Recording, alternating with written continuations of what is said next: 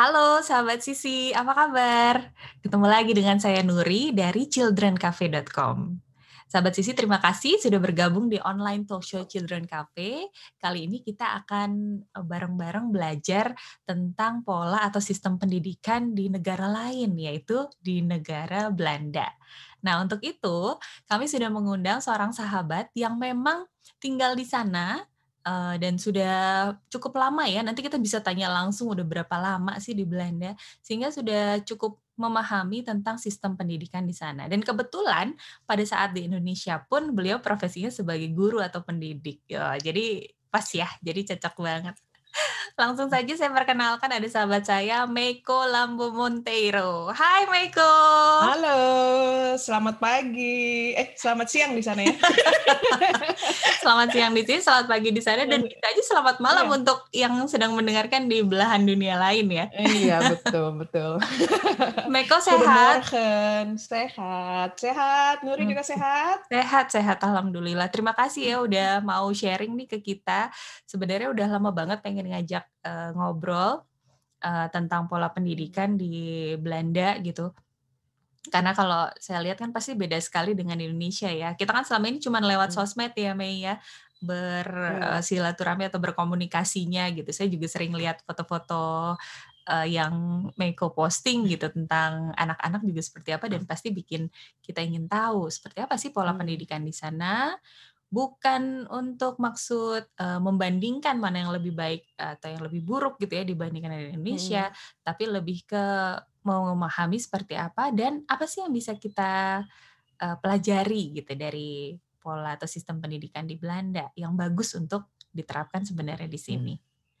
Oke, Mei, boleh dong cerita sedikit. Saya mungkin membuka sedikit. Meiko ini tinggal di kota Amersfoort ya, bener ya? Ya. Nggak Ya. salah ngomong, saya udah fasih Enggak, pengucapannya. benar-benar Amersfoort. Ya. Amersfoort. Itu masuk ke Utrecht ya? Masuknya ke Utrecht. Oke. Amersfoort, dan dikaruniai 2 orang putra kembar, ada Alex, Yes. Alexander, dan Gabriel. Alexander sama Gabriel. Iya, betul sekali. Silakan, Mei, boleh disambung lagi ceritanya sedikit. Iya, kalau ngomong soal pendidikan di sini, memang jauh-jauh berbeda sama di Indonesia ya. Aku sendiri juga pertama ke sini kaget ya, karena kok ini masuk sekolahnya kok beda, terus cara pembagiannya sampai ke tingkat universitas pun kok beda dengan di Indonesia. Dan di sini aku jelasin singkat aja dulu sih. Sebenarnya di sini dari yang awalnya itu kita ada Pouter. Kalau Pouter itu kayaknya kalau di Indonesia itu kayak PAUD, kita bukan? yang ngajar, kayak kita ngajar itu nih apa playgroup ya. Playgroup. Oh, oke. Tapi ini mulainya dari 2,5 tahun. Nah, ini di sini ini bisa dapat subsidi pemerintah kalau anaknya masih belum lancar berbicara. Jadi biasanya itu kalau di Pouter itu 4 hari seminggu. Dan itu cuman 2 jam waktunya ya, 2 jam. Nah, itu dari umur 2,5 sampai 4 tahun. Tapi kalau anaknya nggak ada keterbatasan untuk berbicara, mereka juga bisa mengerti bahasa Belanda, nggak ada speech delay dan segala macam, ya kita harus bayar sendiri dan kita bisa memilih mau 4 hari atau cuma 1 hari karena mahal nih. Nah, waktu itu anak-anak kebetulan udah lancar ya. Nah, iya umur 2,5 ya, mamanya kan ngoceh mulu tuh. Iya. umur 2,5 kan aku bilang kan, tapi kan dari orang Indonesia kan, jadi aku pikir mungkin bahasa Belandanya masih nggak terlalu bagus gitu. Iya, pas dites, karena kita harus dites ya. Yang ngetes itu ada pemerintahnya, kayak pemerintah daerahnya gitu loh. Jadi mereka akan mengetes anaknya itu sendiri. Jadi anak itu dikasih pertanyaan. Waktu itu dikasih contoh nih, kamu mau bola ini nggak gitu. Nah, anak-anakku bilang, enggak, aku nggak mau yang itu kecil, tapi pakai bahasa Belanda, itu kecil, aku mau yang besaran. Ya udah, nggak bisa. Ternyata lancar ya. Nggak dapat bantuan dana, akhirnya ya udahlah, aku bikin ke situ cuma 1 hari.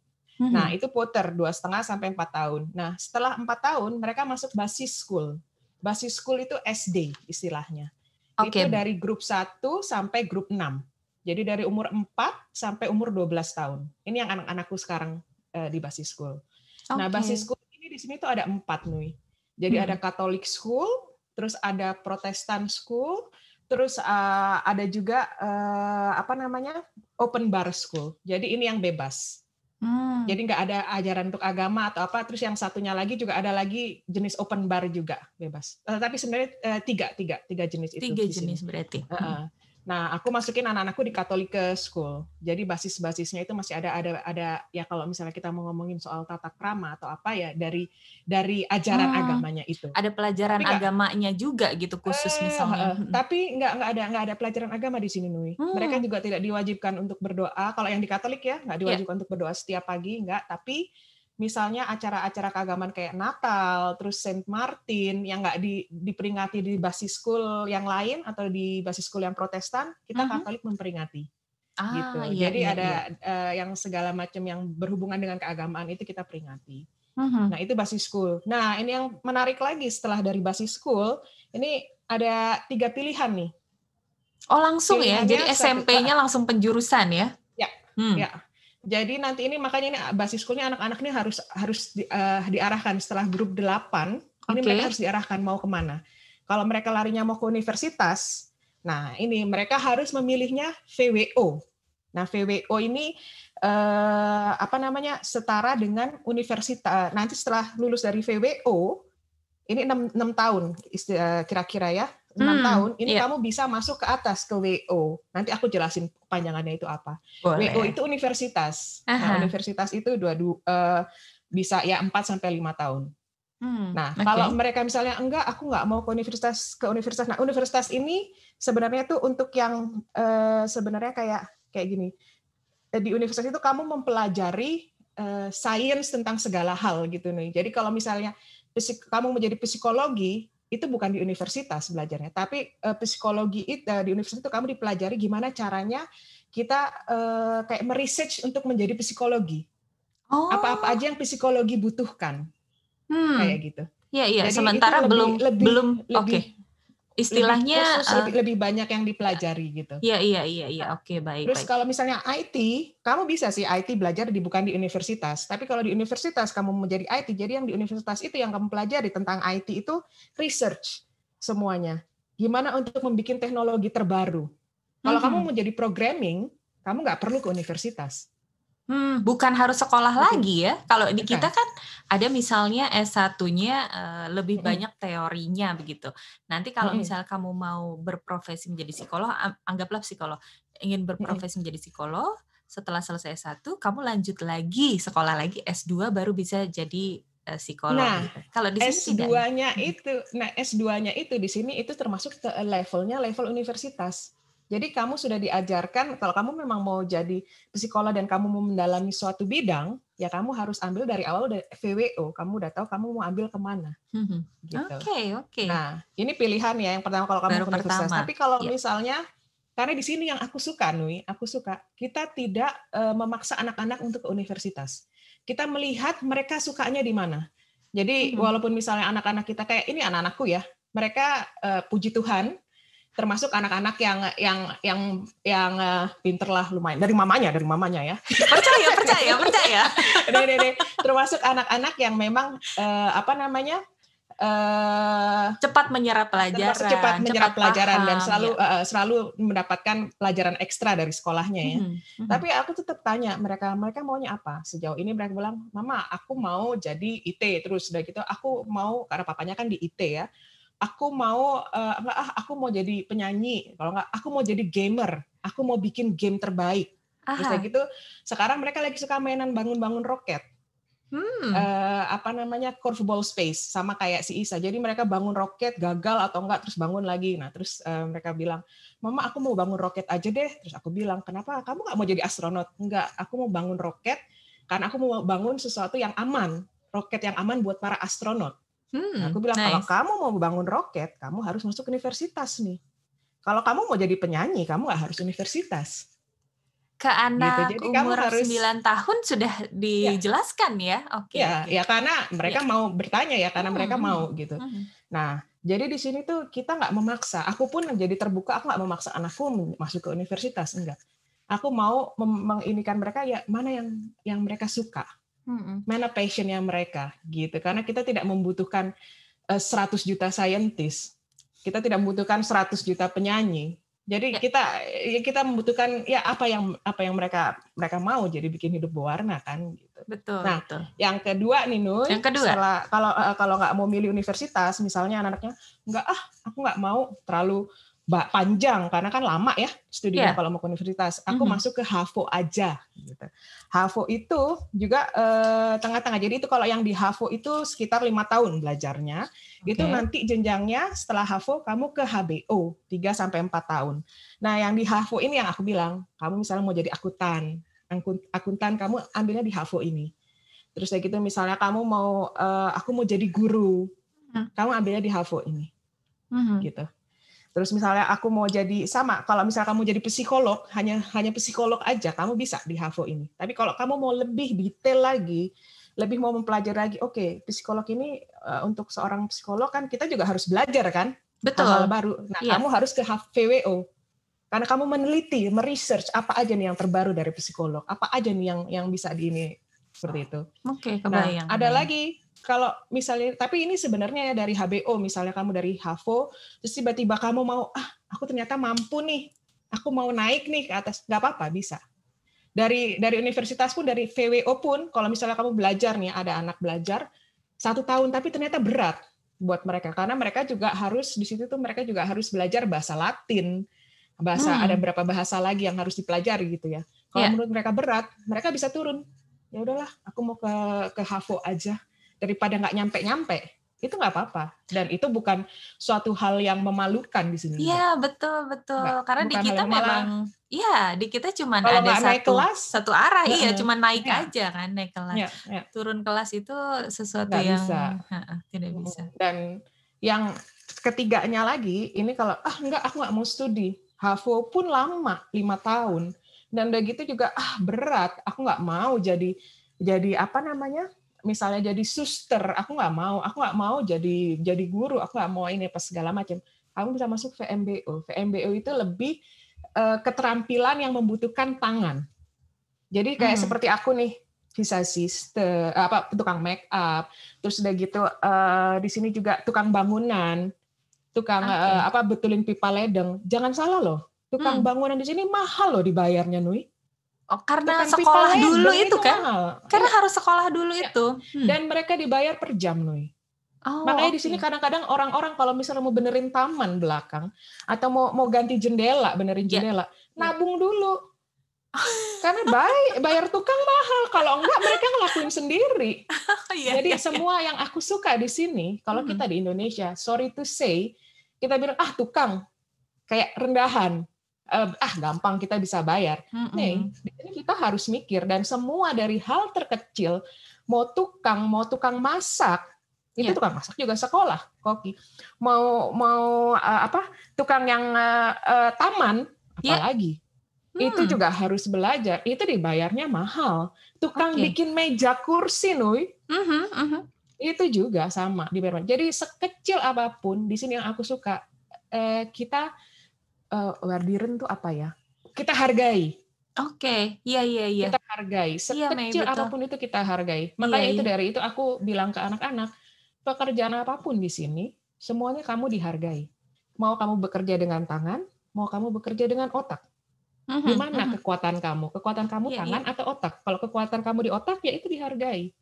Semua itu dihargai sesuai dengan apa yang kamu lakukan.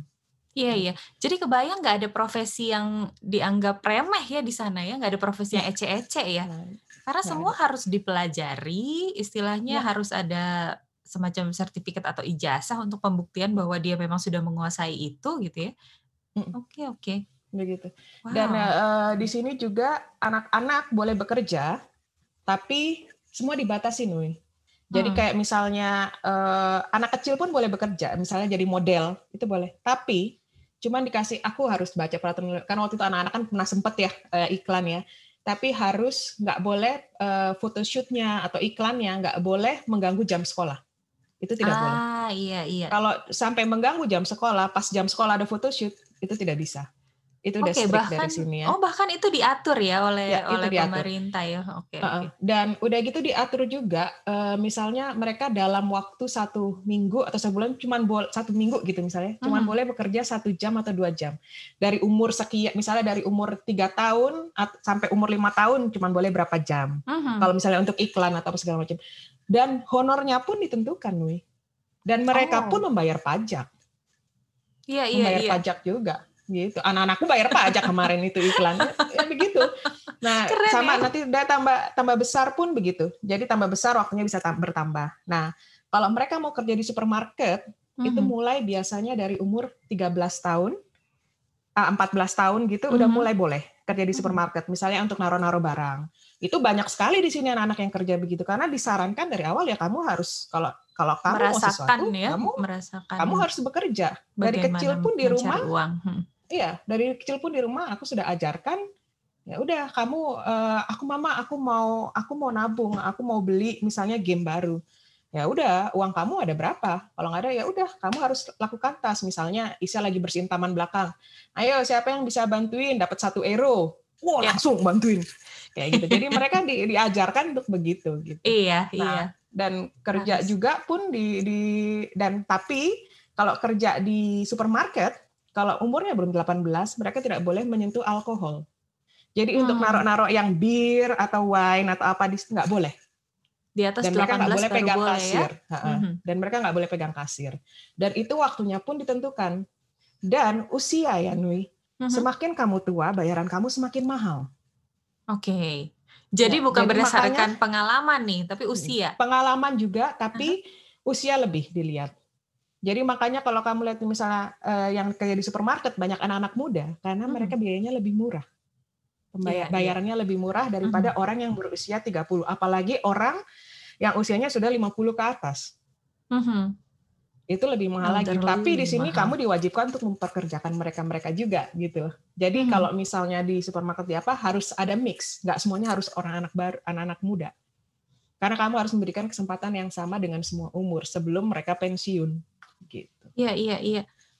Jadi sebetulnya kalau tadi kita lihat balik lagi ya ke Mei ke urutan-urutan atau tingkatan-tingkatan sekolah tadi, sebenarnya kalau dari sisi waktu ini hampir sama ya dengan di kita gitu. Kalau total berapa tahun yang dihabiskan seorang anak untuk sekolah gitu, ya kan? Ada sampai 12 tahun itu mereka yang basic school di sini kan berarti juga ya. Terus VWO itu berarti SMP dan SMA gitu ya kalau di sini ya untuk 6 tahunnya itu. Dan setelah itu baru masuk ke universitas. Atau kalau misalnya ada HAVO itu tadi ditambah kayak SMA, SMK kejuruan mungkin gitu ya. Iya, Kalau SMK di kejuruan. Indonesia. Dan pas lulus itu mereka sudah bisa langsung menjadi seorang profesional gitu ya, sudah langsung bisa praktek kerja dan sebagainya. Nah, aku minta tolong dijelaskan sedikit lagi adalah tentang HBO tadi. Apakah HBO itu wajib setelah HAVO, wajib melanjutkan HBO atau bagaimana?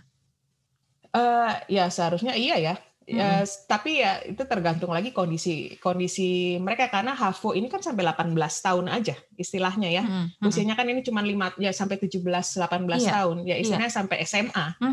Nah, tapi ya ada juga anak-anak yang nggak mau melanjutkan, ya udah langsung ada juga kok beberapa yang langsung menikah misalnya, atau langsung ya udahlah aku mau pindah aja ke VMBO, aku mau ambil misalnya aku mau ambil kursus-kursus aja, keterampilan aja, itu bisa.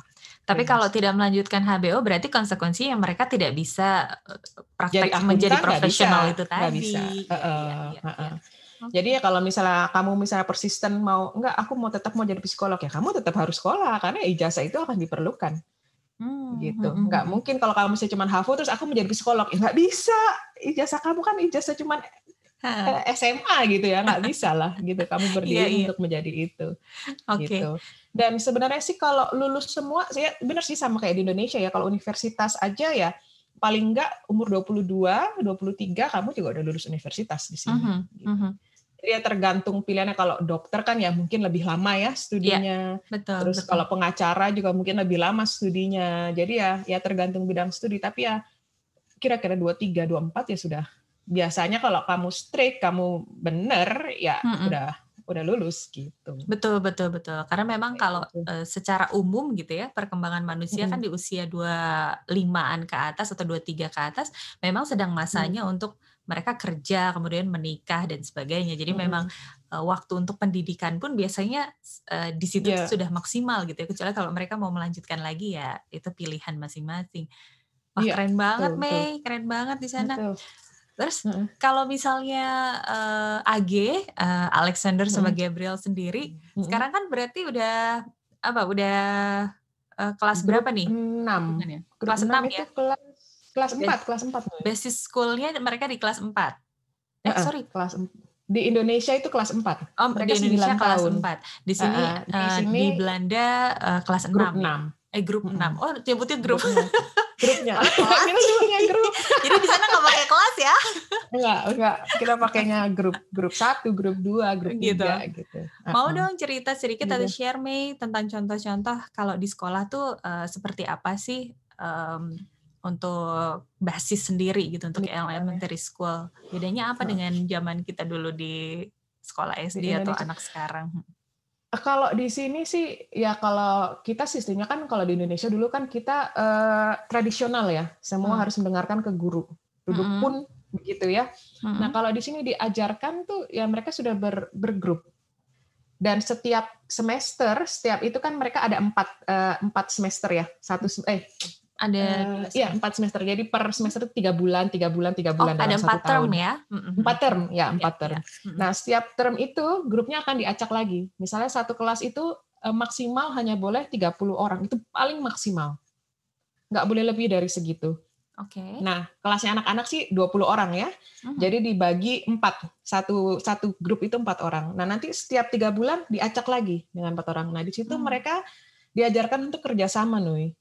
Jadi saling membantu, terus udah gitu mereka diajarkan untuk ngomong sendiri. Dari awal sudah diajarkan untuk misalnya ditanya terus, siapa yang punya ini dan siapa yang punya ide ini, siapa yang punya ide ini. Jadi mereka diajarkan untuk berkreativitas, untuk berpikir sendiri dan untuk berani untuk bicara mengungkapkan pendapatnya. Dan untuk gantian. Jadi jangan dia harus, lagi ya. Siapa yang tahu tunjuk tangan, ntar gantian gitu. Dan mereka pun ini anak-anakku kayaknya dari tahun lalu sudah diajarkan untuk presentasi. Sama. Tapi aku nggak tahu ya kalau di Indonesia, kalau yang zamanku dulu kan belum ya. Tapi aku nggak tahu kalau yang sekarang mungkin keponakan aku di rumah sekarang kelas 4, dia baru kemarin ini juga belajar presentase sih, sama pecahan presentase kelas 4. Presentasi Nui. Presentasi sesuatu. Kalau jadi presentase sih, tapi presentasi juga diajarin sih, betul. Jadi mereka kalau anakku ini si Gabriel dari tahun lalu ya, dia memilih waktu itu tentang Romawi. Jadi tentang ancient Romawi gitu. Jadi dia belajar semua tentang Romawi gimana dan dia presentasikan itu gitu. Jadi riset sendiri. Jadi mereka dan kita kan di sekolah ini kita punya perpustakaan sekolah ya. Bibliotek school gitu dan ini yang aku suka, mereka ini melibatkan orang tua juga, Nui. Gimana tuh? Jadi orang segala macam. Jadi mereka tuh setiap kelas itu punya kelas muder. Kelas muder itu orang tua kelas, perwakilan dari orang tua yang lainnya. Nah, aku selalu ikutan jadi orang tua kelas di situ. Jadi kalau misalnya ada event-event sekolah, misalnya karnaval, Halloween, terus Sinterklas, terus Natal, semuanya itu orang tua yang perwakilan dari orang tua itu ikut membantu. Terus field trip, mereka juga ikut datang untuk jadi pengawas anak-anak juga. Jadi mereka dilibatkan semuanya. Nah, terus bibliotek perpustakaan sekolah, aku juga jaga di situ juga. Itu juga orang tua yang jaga. Jadi misalnya dibuka Senin sampai Jumat. Nah, aku bisanya setiap hari Kamis pagi. Jadi piket Kamis pagi sebelum mau kerja, terus Kamis pagi Jadi aku yang nanganin untuk kelas 8 sama grup 8 sama grup 5. Jadi mereka yang mau tukar buku. Jadi Hmm. mereka bisa pinjam, pilih sendiri, tukar buku, dan itu juga dikasih tahu buku yang boleh untuk grup 8 yang mana, buku yang untuk grup 1 yang mana, jadi ada semua-semuanya. Itu Jadi nggak mengajukan semua sendiri atau ya, ditunjuk sama mengujikan sekolah? sendiri. Semuanya Voluntarily? voluntary, Mhm. gitu. Jadi ya orang tua semuanya bekerja sama. Kayak sekarang mereka lagi sibuk bikin sekolahnya tempat bermainnya, mereka mau bikin tempat bermain hijau. Jadi sekarang mereka mau bikin kayak tempat bermain alam gitu loh, Nui. Iya. Jadi kayak banyak pohon-pohonnya asli, terus kayak gitu mereka mau bikin kayak teater tapi di luar kayak gitu. Mhm Kan mhm. terus climbing itu Iya, juga mereka mau bikin yang panjat tebing. Mhm. natural, Mhm panjat mhm. yang kayak gitu natural. Nah, itu yang kerjain juga kerjasama dengan orang tua dan anak-anak itu ikut Dilibatkan membantu, juga, ya. dilibatkan. Jadi misalnya hari Senin grup 1, 2 kan masih kecil-kecil tuh. Mhm. Mereka bantu mungutin daun-daun untuk ngebersihin. Iya Terus iya. grupnya anakku nih yang udah lebih tinggi, mereka mindahin tekel, Nui.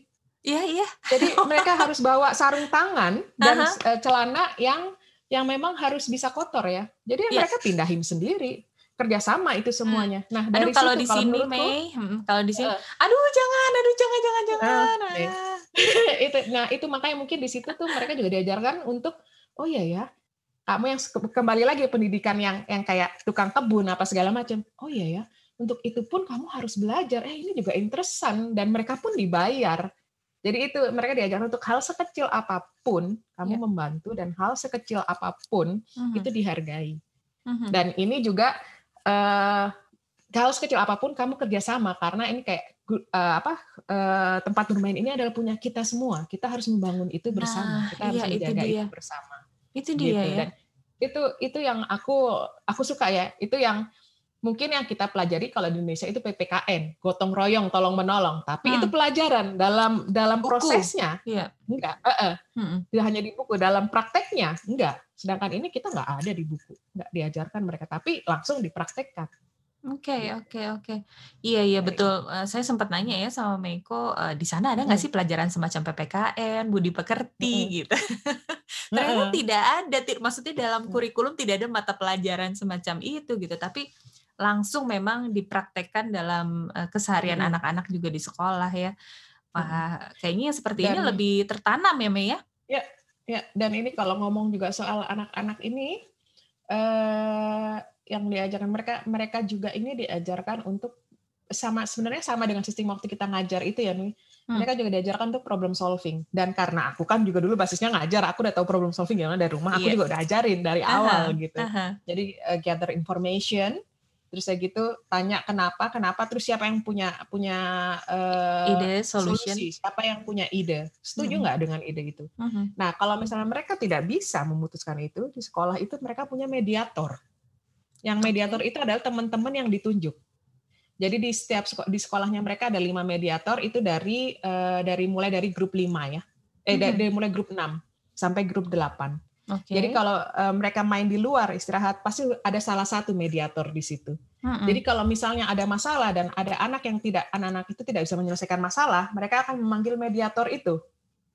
Dan mereka panggil, mereka akan bilang, bisa tolong nggak? Dan mediator itu yang akan membantu memecahkan masalah. Oke, jadi bukan langsung ke guru ya, bukan langsung ke orang dewasa ya? Nah, kalau mediator itu masih belum bisa, Mhm. nggak bisa, baru ke guru. Tapi ya guru tetap ada di situ ya untuk memperhatikan gitu loh. Iya iya. Tapi kalau misalnya nggak bisa, mereka baru ke guru. Jadi di situ lagi sekali lagi dari mereka kecil mereka diajarkan untuk nih kamu harus bisa memecahkan masalah kamu sendiri. Kamu harus bisa berkomunikasi. Kamu harus bisa menyampaikan pendapat kamu dan Iya. kamu juga harus bisa menghargai pendapat orang. Dan kalau kamu nggak bisa, jangan sungkan-sungkan untuk mencari pertolongan. Hmm. Untuk Setuju mencari setuju. pertolongan buat orang lain yang bisa memediasi kamu. Karena kan ya sekarang ya kalau kita lihat lagi, refleksi lagi, kita orang tua gitu, kita udah dewasa, kadang-kadang kan kita egois, kita masih marah-marah. Nah kalau dua orang yang lagi emosi, kan Mhm mereka nggak akan bisa ketemu. Mereka akan membutuhkan orang lain yang mhm. tenang, yang bisa melihat Melihat semuanya dengan jernih secara ya, dan dari secara berbagai sudut objektif. pandang, iya. Mhm Nah, mhm. itu yang aku sendiri pribadi tidak mendapatkan waktu aku sekolah dulu. Mhm Gitu mhm. kan? Iya. Makanya kita tidak terbiasa dengan mediasi. Kalau menurut aku ya, Iya kita iya. tidak terbiasa dengan adanya mediator. gitu. Iya, Kita iya, tidak terbiasa betul. karena ya itulah mungkin yang terjadi sekarang banyak di Indonesia. Akhirnya mereka ya nggak bisa, nggak mau, aku nggak mau terima ini benar sebegini aja, nggak aku begini, ya udah kita minta sama orang ini aja untuk bantu, nggak mau, nggak bisa. Tapi karena ini dari kecil mereka sudah dipupuk untuk ya kalau kamu memang lagi nggak bisa mengkontrol emosi kamu sama-sama nggak bisa mengkontrol kan nggak ketemu solusinya. Ya Ya. udah, kamu harus tanya sama mediator ini yang sudah ditunjuk, yang sudah dipercaya. Dan yang Mhm. menunjuk mediator itu adalah mereka-mereka sendiri, teman-teman mereka itu semua. Gitu. Oke, Jadi oke. kamu yang menunjuk mediator kamu, jadi ya kamu pun harus mempercayai mediator kamu. Itu yang hikmah yang menurut aku itu bagus banget ya yang ditanamkan dari mereka dari kecil gitu. Betul, betul, betul. Sesuatu yang iya betul sekali, jarang misalnya di Indonesia kita melihat biasanya sih disuruh menyelesaikan sendiri gitu ya, antar 2 orang Mhm, itu saja misalnya gitu mhm. ya. Ending-nya juga bisa diam-diaman gitu, bisa baikan, bisa tambah bisa aja Iya, tambah atau bisa berantem tambah gitu kan, bisa tambah panas gitu. iya, Jadi memang iya, ternyata, ide bagus itu ya untuk, mhm, adanya grup mediator dari usia-usia mereka sendiri gitu, dari teman-teman mhm, sebaya itu bagus bagus sih iya, menurut aku. Oke, iya, tadi tuh, aku pengen tahu deh kalau misalnya mengenai penetapan kurikulum sendiri. Jadi kan kalau dari apa yang Meiko jelaskan, kan sebenarnya dari mulai mereka lulus basis school itu tadi, kemudian mereka mhm, sudah tahu, pengen lanjut kemana sudah ada penjurusan. Berarti pas mhm. di basis school-nya, itu kayak minat dan bakatnya itu udah diiniin banget ya, udah Ya, dilihat banget ya? Gimana tuh dari cara grup guru satu, atau orang tua? Oke, gimana caranya sekolah? dari raport ya, Mhm, mereka dapat raport semua kan, dan di situ juga dilihat kan, mhm. kekuatannya mereka di mana. Dan di sini dari grup satu itu mereka juga ada Citotuts. Citotuts itu kayak tes-tes gitu setiap mau akhir tahun. Jadi untuk dilihat perkembangan membaca, menulis, pemahaman tentang isi bacaan, Mhm. terus matematikanya, terus sosial gedrakan apa ya? Sosial pembawaan sosialnya mereka gimana cara mereka bersosialisasi. Oke, oke. Bersosialisasi, terus udah gitu gimana cara problem solving-nya juga di situ ada. Terus kayak gitu dari gimana dengan mereka keseninya mereka. Nah, itu dari grup satu raportnya itu akan dilihat terus nih. Di mana nah Rapotnya? di situ akan terlihat Mhm. itu akan dilihat strength-nya mereka, kekuatannya mereka di mana. Sehingga nanti Kayak di misalnya akhir mhm, kayak misalnya mhm. anak-anakku ini udah kelihatan nih strength-nya mereka dari awal itu selalu matematikanya mereka. Udah matematika mereka udah di atas apa namanya? Ya, Di atas pokoknya teman-teman yang lain ya, di di atas rata-rata rata-rata kelas yang ya. itunya Mhm, lah, mhm, mhm, gitu. mhm. Jadi dan udah gitu apa namanya? Waktu itu sempat bahasanya mereka delay. Waktu Oh, grup 3 itu grup 3, grup 4 orang-orang udah anak-anak yang lain bisa baca, mhm. anak-anakku masih terbata-bata.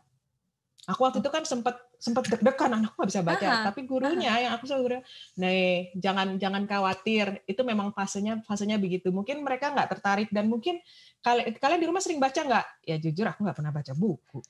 Saya juga jarang baca buku. Jadi ya jangan menyalahkan kalau anak-anak tidak jadi interest wajar ya. ya, heeh. Iya, dia bilang, "Oh ya, jadi akhirnya kita setelah tahu itu setiap hari, oke kita baca, mereka harus baca sentence, baca-baca buku sampai akhirnya dan ya memang begitu kalau minat mereka akan buku itu suka, Mhm. mereka sekarang baca bukunya tebel-tebel nih.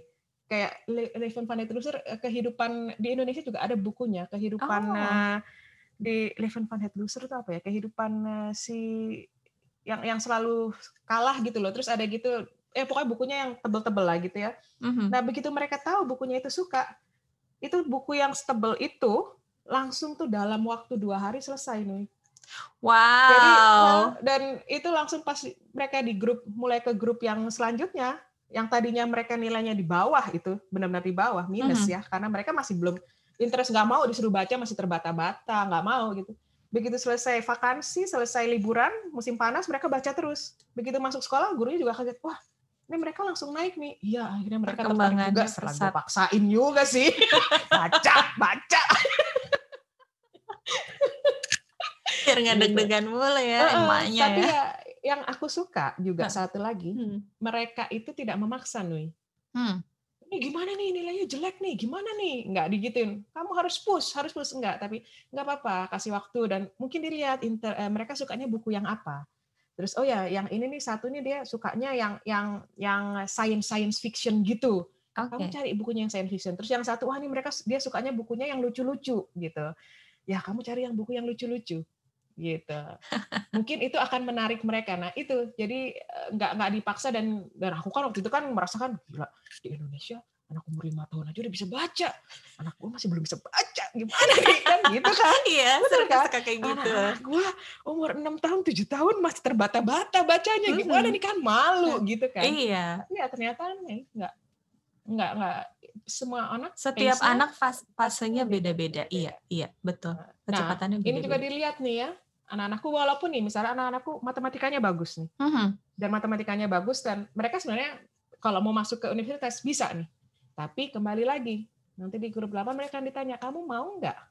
Kamu mampu nih, tapi kamu mau nggak? Gitu. Semua pilihan itu ya ada di anak itu.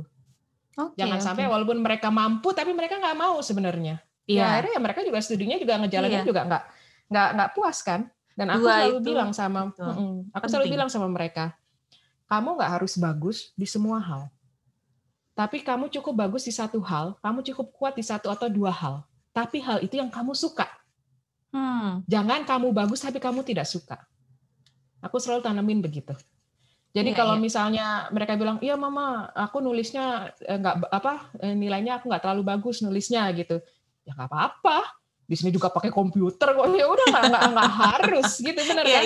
Nggak apa-apa. Menurut mama itu bukan masalah. Nggak semuanya harus perfect karena nggak ada orang yang perfect di sini. Aku bilang gitu. Jadi aku tanamin sama mereka itu ya dari awal begitu. Semua tergantung ya kembali lagi interestnya mereka apa. Betul, minat sama bakatnya apa ya, dan bagusnya kalau di sana itu sudah dilihat sejak kecil, diarahkannya atau penjurusannya juga lebih awal gitu ya. Jadi dari mulai tahun depan mereka masuk grup 7. Nah, itu udah mulai sedikit-sedikit dikasih penjurusan, sedikit-sedikit dikasih lihat bakatnya kemana lagi nih. Nah, di grup 8 yang terakhir, nah itu yang krusialnya, kamu mau kemana? Dan mulai di grup 8 itu harus mulai melihat-lihat sekolah, Nui. Jadi cari-cari sekolah. Dan untuk VWO itu pun ada apa namanya? Ada beberapa pilihan lagi, Nui. Jadi VWO ada yang sekolah yang VWO yang ya biasa, yang normal, ada lagi yang gimnasium. Itu yang benar-benar untuk yang anak-anak yang jenius lah gitu. Oke. Kayak gitu. Jadi itu lebih berat lagi. Lebih berat lagi. Meiko, itu bakal kita bahas di sesi kedua ya, Mei. Kita sesi pertamanya harus di stop dulu sementara, kita harus break dulu. Anyway, sahabat Sisi, kalau Anda punya komentar atau punya pertanyaan, silahkan Anda bisa tuliskan di kolom komentar. Jangan lupa juga like, share, dan subscribe channel YouTube Children Cafe. Kami akan segera kembali. Terima kasih udah nonton bagian pertama. Kita akan kembali ke bagian kedua. Bye.